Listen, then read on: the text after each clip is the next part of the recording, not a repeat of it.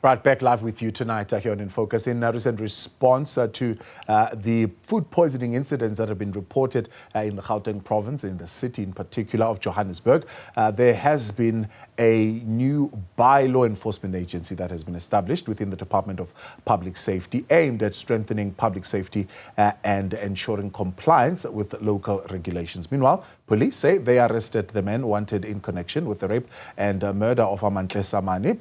This was a collaborative effort with the Soweto residents as well as the SAPS and the TRU. We're in conversation now with the MMC for Public Safety, Dr. Mgcini Tshwaku, to unpack all these issues a little bit further. Doc, good to have you, and thank you very much for your time. Although there has been an arrest of the alleged suspect in the matter of young Amantle Samani, there is still a call really for greater vigilance, because there is a vulnerable sector of our society that is prone to these incidents. How do we raise that vigilance? Look, the issue of the GBV and the violence against the women and children. I mean, we've been advocating all the time. In terms of strengthen the law enforcement, and also we must be able to, in each and every desk of the police station, we must have a dedicated desk where these issues are the issue of GBV is actually being highlighted there and it's been dealt with. And also, in terms of the response of the police, must be improved, and all those things there. So, and one of the things that we've seen that it has been an issue is that the perpetrators, the justice takes too long. These people who are doing this GBV and also raping the kids and killing the kids and all of that, these cases actually took too long. And some of them, they were going into the police station and then they get bail. So these are the issues that now that we need to actually be dealing with, especially on the judicial side. As the law enforcement officers, once we heard that there was a killing of a child, raping and killing of a child, we've issued like the whole JMPD TRU, crime prevention unit, the K9 unit. They were working with SAPS. They all went all out. I said that we must not sleep 24 hours. We must look for this guy and all of that. And also that's why one of the issues is that that's why we have to call for the documentation of the foreign nationals, because most of them, they are not. And this individual is from Mozambique, and he has killed someone.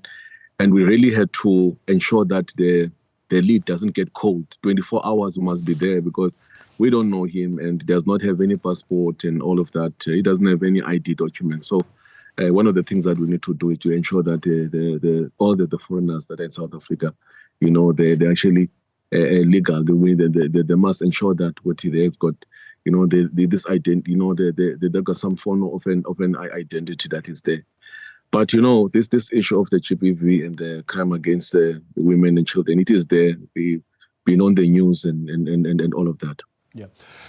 Now, I believe you would have inherited an extra responsibility in your portfolio now, also with community development, following the special leave of MMC Kabelo Gwamanda. So I suppose it puts all these matters together, where there has to be a degree of community focus, their development, but also their safety. And one of the areas that the residents of Johannesburg, if you like, residents of the province, maybe even the country at large, have been calling for the intensification of efforts to guarantee that there is public safety, there is adherence to local laws when it comes to food and the preparation of food and food that is sold. What is the approach that you're taking, as opposed to many who are saying, well, look, what we need to do is to close all foreign-owned Spaza shops?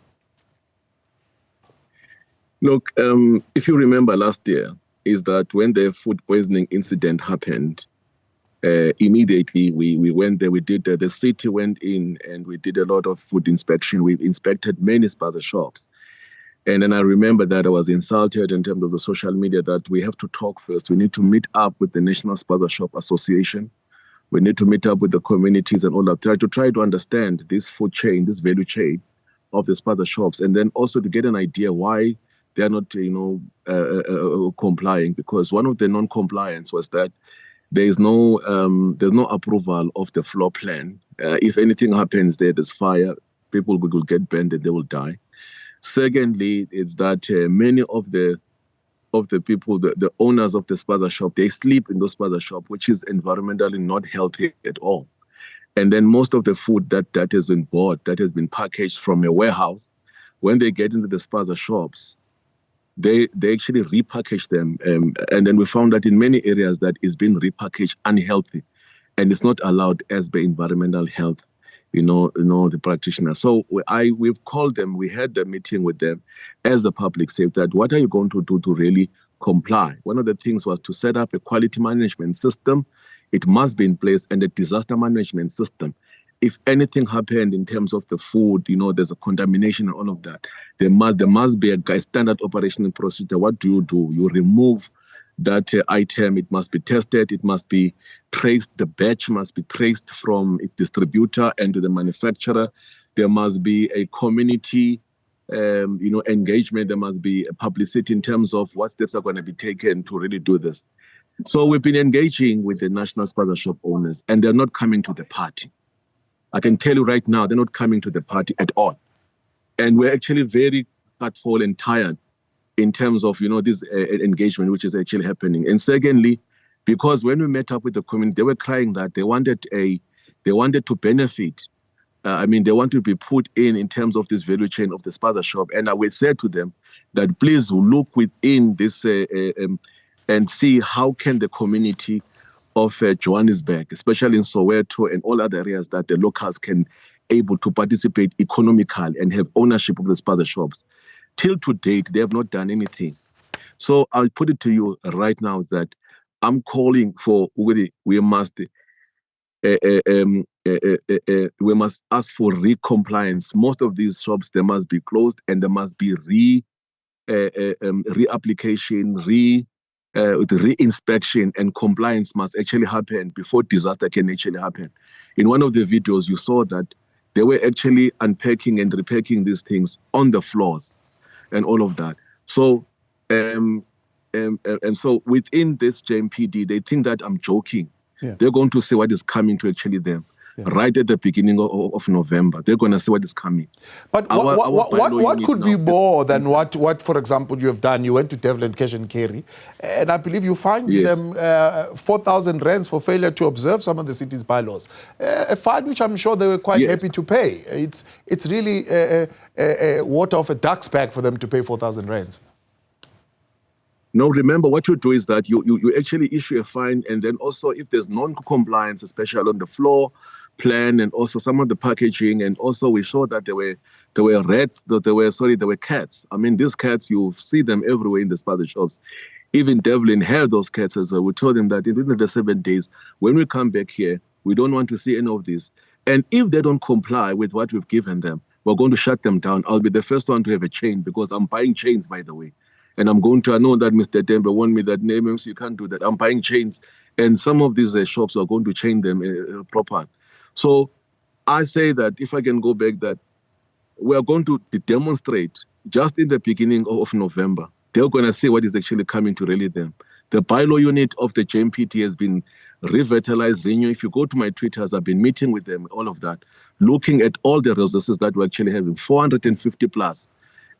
Officers that are there. We're going to split each other, giving each other a cluster of those things. We're going to force them to really comply with starting in Soweto. Yes. We're going to show them in terms of that, because it's enough. It is enough. Every single time I said they must comply, and there's no compliance. So a full swing, on the 1st of November, the first week of November. I don't want to say the first of. I need to give it away on the first week of November.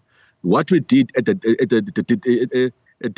Devlin will be done on a bigger scale, because we want to demonstrate that we're going to close them down for the next 2 days, and we're going to force them to comply. It's not going to be a small space. We are going to work out in terms of how many can you close in one go with all the officers of the JMPD, because we've been telling them that they must comply, and there's no compliance with the government. I've spoken to the Premier, I've spoken to the to the MEC that this might also be at some point a multidisciplinary approach. All this Spaza shop must comply. There must be a reapplication and re-compliance. Must go to developmental planning. They must apply there. They must comply with the EMS. They must comply with the environment. So what does that mean in simple terms for somebody who owns a Spaza shop today listening to you in the city of Johannesburg? What do they need to do? Watch out. They must watch out. No, but I'm saying if you are saying they must reapply, what do they need to do? Firstly, do you have people who are ready in the city council to have all those people come and reapply? Do you have the processes ready for them to be then reassessed and readmitted? Look, in terms of the reapplication and make sure things that are fine, I'm sure that developmental planning has enough capacity. There's no issues. Even if they actually come, we will ensure that at least if individuals are coming, there's a sort of an initiative from them who could comply. That is not an issue. We'll help them. I know the city will make resources available. That is not an issue. And of course, even on ourselves, we've made a call from the province. I mean, even with the mayor is aware of it, that let us have on our side a more environmental health, the practitioners. There are practitioners which are sitting at home, which were used during COVID. Those ones can also come on board. We can use them to enforce this thing as well, to enforce, this inspection. But in terms of capacity, reapplication in terms of the Spaza shop, it's in the developmental planning. They must be zoned. There's a process that they must follow. And then environmental health, they can go there and get a certificate of occupation. They must be neat. They must go to EMS. It's a very simple floor plan. And then also what is very important, they must not sleep in the Spaza shops. There must be no repackaging of any material. Are you saying that in that reapplication, rezoning and so on and so forth, foreign nationals are no longer going to be given those approvals or permits to own Spaza shops? Look, in terms of the form itself, it says that you must have what? An ID, right? So what normally happens, and we've been seeing that is actually happening, umastande unendriya uye ohamba who is umastande who goes and apply for a Spaza shop. And then what the umastande do is that they sublet that form. There's an agreement between them. There's a leasee and a lessor.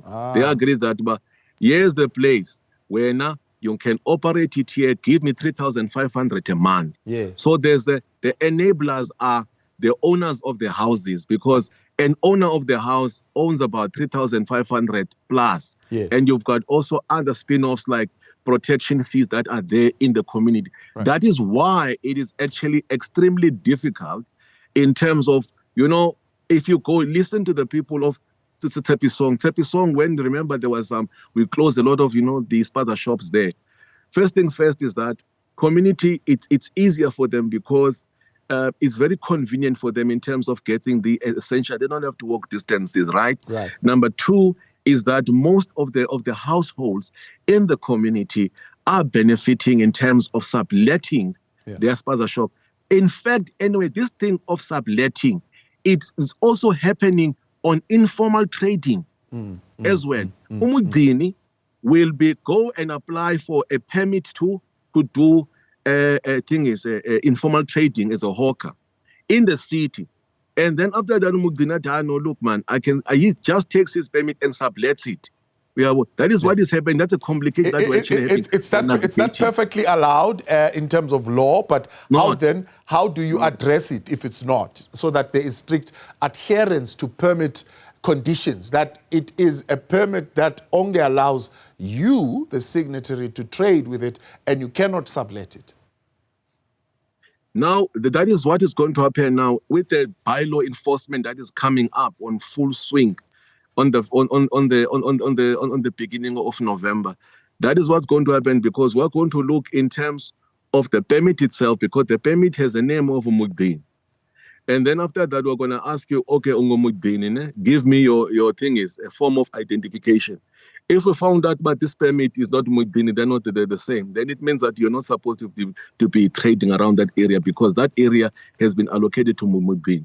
We need to actually fix it and then like that. So that is that nightmare, this conundrum that we're going to be seeing as well. So we're also going to say to them is that I think circular will be coming out very soon, that everyone who is an informal trader, please come, and ensure that you have your own permits. If you don't have, come through and apply so that you can be allocated a place of trading. You can't just anywhere you just put up and trade. There are designated areas in the city. Same as with the Spaza shop, is that the owner of the Spaza shop, if Mgcini who has applied, Mgcini must trade.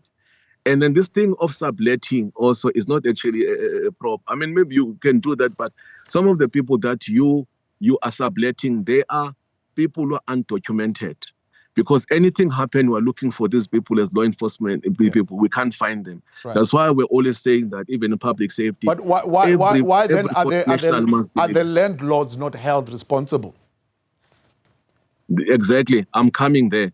You see now, with this case of the poisoning, if there's a prima facie case that there is, I mean, the kid died because of the poisoning in terms of, we are linking it into the Spaza shop, all of that. The people going to be criminally charged is the owner and the lessor as well, because it's a lessee, and both the lessee and the lessor were going to be held liable and be charged with the criminal, because you also as a lessee have a duty to ensure that you comply with the laws of the city. So all the people who are subletting their approvals by the city in terms of Spaza shops, they must know that if there's non-compliance, they're going to be held directly liable. We've seen that in many Spaza shops, by the way.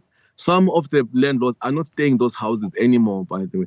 They're actually staying somewhere else, but they'll be subletting to the people, onto the community. So there's no person looking after this Spaza shop that has been subletted. So that's why I think that it's a genuine call that let's call for the reapplication of the individuals. Let's do a proper compliance, a detailed one, and roll it out slowly but actually surely, so that we avoid any disaster that can happen. But I can tell you right now, it's very irritating. And then whatever I'm going to be doing on the 1st of November, I'm telling the Spaza shop owners that I'm taking no prisoners home. And also, they must know that I'm not getting bribed, because some of these people, they always say, big boss, can we talk big? I'm not big boss here. Now, the things are going to be very closed, very simple, because we cannot have a situation that when people are being asked to put up a quality control system and they're being asked to have all these documents and they can't do that. I think a year now, it is enough. So whatever we see, we're going to be closing. And there's going to be now element of surprises. We will have to tell you that we're going to this area like that, and then you can come and cover it. But we're not going to be making noise, because we've seen that in Soweto, by the way, in the Spaza shops, some of them, if you say that you are coming, they quickly close and run away. So this one is going to be element of the surprises. And we're going to be confiscating their food, by the way. So they must watch out, is that they're going to be losing a lot of, some revenue. There must be a disruptive operation up until they must come to the party. When they come to the party, but we've heard you, we want to comply, then we have no issues, we'll help them and ensure that those things that we demanded as a public safety, right, in terms of compliances, and also the benefit, because local community, they want to benefit as well, That's why there's a fight sometimes, is that neighbor law, they don't have any Spaza shop, but the low neighbor, no. So you have sort of sometimes a division in terms of the community, whether we must close or you must not. You know what I mean? So if we have a model where the community of that ward can benefit, I think that all this we should be okay. MMC, I appreciate your time. Let's see you there. Thanks for coming on this evening. Thank you very MMC much. for Public Safety and also Community Development, Dr. Mgcini Tshwaku there.